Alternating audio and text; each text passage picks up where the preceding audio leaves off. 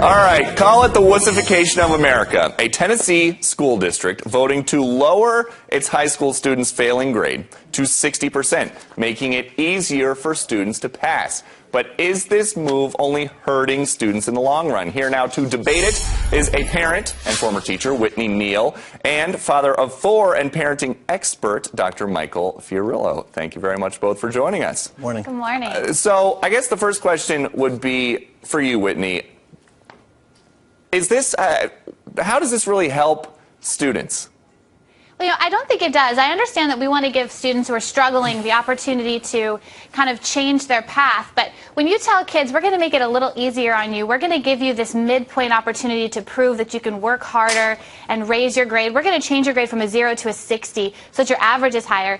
You're letting kids know exactly that they have to do the bare minimum to achieve a passing grade, and that's ridiculous. It doesn't teach them that there are consequences to failure and that there are consequences to not producing hard work. And Dr. Mike, in the real world, someday these kids are going to have a boss. Their boss is not going to make it easier for them to fail. If you don't get the job done, you don't get the job done. So what say you? Yeah, my opinion is totally opposite. I mean, I think that we're talking about the lower 7 to 10% of kids here. We're not talking about the top. The top 10% is always going to be, top 10%.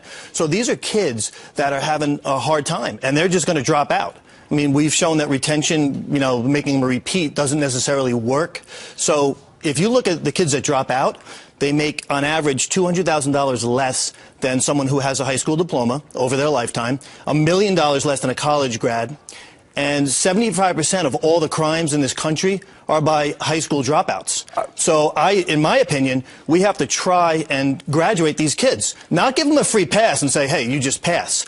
But it's an opportunity to give them a second chance. But no matter what the failing grade is, no matter what the lower level is, kids are always going to struggle. There's always going to be people who are hovering right around that failing mark. Is making it easier to fail really a better solution than helping these troubled students? Well, this school is looking outside the box. They're not just graduating everyone. They're saying if you failed first semester and we identify some issues and help you and work with you, and you do well the second semester, we're going to bring up your first semester grades. And I think that's a second chance. And, our goal as a country is to let's graduate everybody. We're falling way back as far as worldwide, education. So in my opinion is let's help the lower 7% a little bit. Not just pass them, not give everybody a trophy.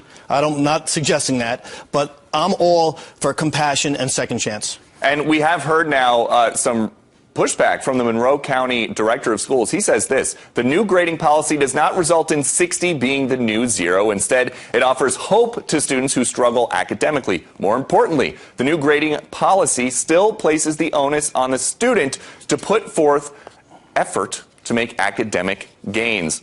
Whitney, Dr. Mike, thank you very much for joining us.